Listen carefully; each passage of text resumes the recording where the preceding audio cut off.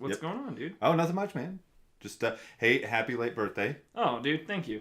Yeah, you're welcome. You saved that for camera. I did. I even looked at the camera. You're like, happy birthday. Happy birthday. Yeah.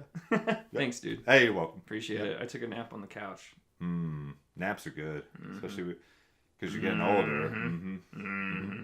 So, you know what though? I may be getting older. Nintendo and their executives might be getting older, but goddamn it, their ideas aren't. Man, this is great. So we're just going to dive into this. You are watching Horse Mantis Unlimited, and we are going to open this up with Nintendo Labo. This is something that was put up for pre-order. Yeah. Yep. We decided Labo is when is this available, Matt? So 420 marijuana, Colorado. Right, so I thought that was interesting. Very. So it's available for pre-order. This popped up kind of out of nowhere for me. Dude. They made an announcement You sent this to me 2 days ago. Uh-huh. And you were like, hey, what do you think about this? And I was like, I thought it was like a custom made, a fan or like a Reddit subreddit. No, dude, this is Nintendo themselves. And what they do, they're constructing these kits. Nintendo's going to sell you fucking cardboard. That's right. Cardboard. And you're going to buy it. We're all going to buy it. We are, from the guys that brought you the NES, the Super Nintendo, the first really portable handheld, the Game Boy, the Wii, all of the N64, the GameCube, all these consoles, we now got cardboard. Not to mention, dude, this year... Cardboard. Last year. Breath of the Wild, Super Mario Odyssey. The Switch came out kind of ready to battle, all right? And, not to mention the SNES Classic. Right, SNES Classic, which you did. This is kind of out of left field, and Nintendo's coming at us with cardboard. Nintendo Labo, this is something that popped up in my Google feed on my Pixel 2, which is a work device I use. But I saw it, and one of my coworkers turned to me, and they're like, hey, did you read this? And I'm like, oh, no, I didn't. So I started looking. So no shit, Nintendo is selling... Okay, so what it is. So it's not just cardboard, obviously. Everything comes in cardboard with Nintendo, right? But this is literally a box that's going to be full of cardboard. Yep. Cardboard with stencils, cutouts, instructions, how to build things. So this is sort of where... if you're familiar with the old school Erector sets... There you go. It's a pretty elementary technology, actually. However, the way that they've integrated each box set is pretty interesting. What we're using here is one of the Joy-Con controllers, or both, or you actually take the Nintendo Switch itself. It incorporates itself into each set, whether it be a piano that they showed off. Because one of the things about the Switch itself is it lends itself to modular things. Right. That's really a basic way of saying it, I guess. but you're able to slide the Joy-Cons on the side and play it like a Game Boy. You're able to take those off and dock the thing and play whatever. The reality is that Nintendo had this planned out. This wasn't something that after the Switch came out, they started working on, okay, well, what are we going to do next with this? This is something, if you look at the damn kits, and you can check all this stuff out on Nintendo's website right now, if you look at it, this was thought the fuck out. Absolutely. So it's so intricate. Of course it would be from Nintendo. Well, right. And just watching the videos is super cool because there's fishing poles that you make, but these things all incorporate elements of the Switch, and there's actual software that comes with these. The potential here, the opportunity, this is great. Right, so Nintendo's played around with AR, with augmented reality. It definitely, it screams, kid-like. Play with exactly. shit. Holy crap, use your imagination. It's amazing. So there's two different kits. There's one kit that kind of bundles a bunch of stuff together, like the fishing pole, and there's some race cars you can make, like some RC cars, which, That's awesome. Of course. Yeah. Why wouldn't you want a fucking cardboard RC car? You want this. The kit that had my eye, though, is the more expensive one. It's only $80, but the robot kit. Yeah. So it's like a VR component, only... Right. So you've got through strings and a backpack and some headgear. Good old Boy Scouts. You are building and controlling a robot. Yeah. So, and I guess you make the robot, right? Or is you it do? a suit? No. like you said, here's your cardboard. You actually you don't have to necessarily cut anything from what I've seen. No, it looks very like much fold and pop into place kind of stuff. But anyhow, super cool shit that we would be wildly amiss not to mention as we both. How interesting for them and how cool, right, to go cardboard. I mean, Nintendo, they're just leaps and bounds. Well, yeah, it's the future. And Nintendo's done this sort of stuff before, kind of, I think, with cardboard, I believe. But I know that some of the VR headsets, like Google has done, like Google Cardboard. And that's exactly where... Yeah. Right. Yep. Anyhow, speaking of the future and robots that you probably can't control... Ooh. So CES happened recently in Las Vegas, right? So CES. When you sent this to me, I was like, "God damn it, Matt! Another Vice. Here's another strippers. Vice. Great strippers. Yeah, here we go. We're going right into the filth pile. However, the tech filth pile, to be exact. Yeah. So we've brought you stories of cameras inside your vagina and streaming that video online. Or Bluetooth-enabled butt plugs. Yeah, absolutely. That you can hack. You can hack and give somebody a real prostate check. But yeah, so now with CES being in Las Vegas as it is every year, they went kind of a little different. So if you don't know, consumer electronics. What is that? It? Yeah, Consumer Electronics. S. What's S stand for? Do we know? Expo, right? But is S? The S. I'm sorry. It's a thing. It's a CES. thing that happens in Las Vegas. CES. Whole bunch of nerds get together and show off all the shit that they've been playing with in their basements all year, and it's wonderful. Yeah, it's absolutely great, including stripper bots, baby. Stripper bots. Butts. We were tossing bitcoins. Butts. Yeah, seriously. Right. There's a little something for you young investors out there. So what this is, it's you can't actually go into a strip club and see robot strippers yet. But to drum up a little bit of extra publicity, the Sapphire Club in Vegas, the Sapphire Gentlemen's Club. I'm so sorry. You should be ashamed. My apologies for attacking the honor of the Sapphire Gentlemen's Club. So they got on board with it, and they had a couple of robot strippers. Basically, that's what happened here. Yeah.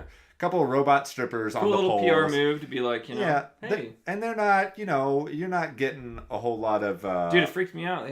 Their heads look like security cameras. So they're all it's looking creepy. at you. You could probably watch porn on their faces. Yeah, that'd be ew. Weird. Right. So this was something that I got really... When I first read it, I was like, oh, well, fucking finally. Because, I mean, the world's cocaine stores are just, stripped bare. Yeah, dude. I saw this and I'm like, yep, Mass Effect is happening. This is Mass Effect is totally happening. So, kind of cool that this could be done. Do you think we're going to see robot strippers? I won't. I mean, my strip club days are kind of over unless something really weird happens in the next few years.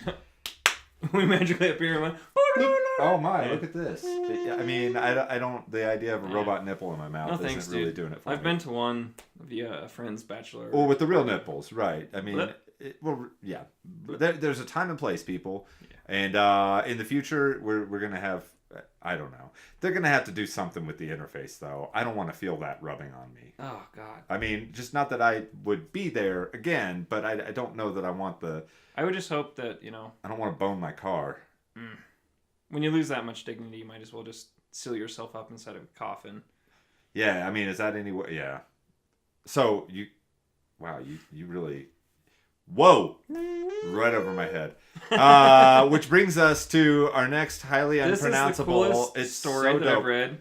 It comes to us from Atlas Obscura, and I love following their stuff because it's always something super cool. Soku Shinbutsu of Dainichi Temple. There you go. Oh boy. Soku Shinbutsu. Poroblut. That's oh my god. God damn it, you got that down. I think I do. The self-mummified monks of Japan. So the pictures on this article are what kind of drug me in. Agreed. But the story's actually pretty good too. You can check this out too. Obviously, Atlas. The story Obscura. is the meat for me, Matt. This is so cool. Right. The word maggots appears in this. Absolutely. Well, let's get into it, Nick. Take us away. For 3 years, the priests would eat... Okay, we're talking about the priests, these monks, right, of Japan. Right. These priests would eat a special diet consisting only of nuts and seeds. while taking part a regimen of rigorous physical activity that stripped them of their body fat entirely. Here's where it gets interesting. Not only would they eat bark and roots for another 3 years, they began drinking a poisonous tea made from the sap of the urishi tree, normally used to lacquer bowls. What this would do to them is cause vomiting of their bodily fluids, but most importantly, it would kill any parasites, right? Maggots, to preserve their insides. After they died. So the things that turn you... It's self-torture at the highest level. Right. Pretty much, right? But it's interesting because it was something that's used to lacquer bowls. Here's the coolest part. This is like some Demon Souls from software shit right here, okay? So, after vomiting, losing all the body fat, the self-mummifying monk would lock himself in a stone tomb barely larger than his body, wherein he would not move from the lotus position, which is not, legs up. Right, it's not. His only connection to the outside world was an air tube and a bell. And each day, he rang a bell to let those outside know that he was still alive. When the bell stopped ringing, the tube was removed, and the tomb is sealed. For whom the bell tolls, indeed. Dude. What a way to go. What a way to go, indeed. So, not all monks who attempted this were successful. Take it over, Matt. Here's our Darwin. Yeah. When the tubes were finally opened, some bodies were found to have rotted. These monks were resealed in their tombs. Right, so, great, Doris. We can't put this one out in the school display. Yep. This one is not going to go in the front glass. No. Can't show this one off. So they were put back in their tombs. They were respected for their endurance, but they were not worshipped. Those monks who had succeeded in mummifying themselves were raised to the status of Buddha, put on display, glass case, and tended to by their followers. The Japanese government outlawed Shokushinbutsu, son of a bitch. Soku Shinbutsu. There you go. Yeah. I'm not going to try it again. In the late 19th century, though the practice apparently continued into the 20th. So... This is cool, man. It is kind of cool. I mean... Only 16 of them can be visited today. And there 28 of them remain, but you can only go see 16. That's 28 of the most perfected. How many fucking monks did it take? Dude, could you imagine being the guy that didn't get it right, and you wouldn't even know? Well, exactly. I couldn't imagine being that guy if you fucked it up. He's sealed somewhere. Oh my god, man. Well, the good news is, they all probably had the same thought going through their head. Fuck, I'm gonna be one of the ones that doesn't get worshipped. That shit's gonna happen. Wow. So there's some other shitty ways to die, right? Oh, no. Like our friend Gilligan the dolphin. Gilligan. Thoughts and this prayers. This is from Nat Geo, Gilligan's just a couple family. days ago. Octopus chokes dolphin to death in first ever discovery. Sounds about right. Yeah, well, Nat Geo's good at catching this shit because this is what they do. Yeah. Gilligan. I'm sure this isn't the first time this has happened to a dolphin. Well, they're saying this is a first ever discovery. Correct. Now, I think that has more to do with the way in which this occurred. Sometimes the usual anecdotes like bit off more than he could chew probably just don't fit it. Yeah, we're not going to do it here because he did really, in fact, bite off more than he could chew. Yeah. So we're not going to go there and say that he bit off more than he could chew because really what happened is not much chewing really occurred. So Gilligan was this little male Indo-Pacific bottlenose dolphin. Dick nose. And apparently, this happened in Australia, I believe. Mm-hmm. Yep. This is why it's important to chew your food, kids. Yeah, dude. So he seems to, the quote is, he seems to have been extremely greedy and thought, you know what? Yeah, because dolphins think like this. Right. You know what? I'm going to swallow it whole. That's what she said. Yeah. God damn. It's not, though. Because Gilligan's a boy. Yeah, robot strippers, right? I wish we could, work them into a green screen situation. Just have robot strippers. Oh, I know.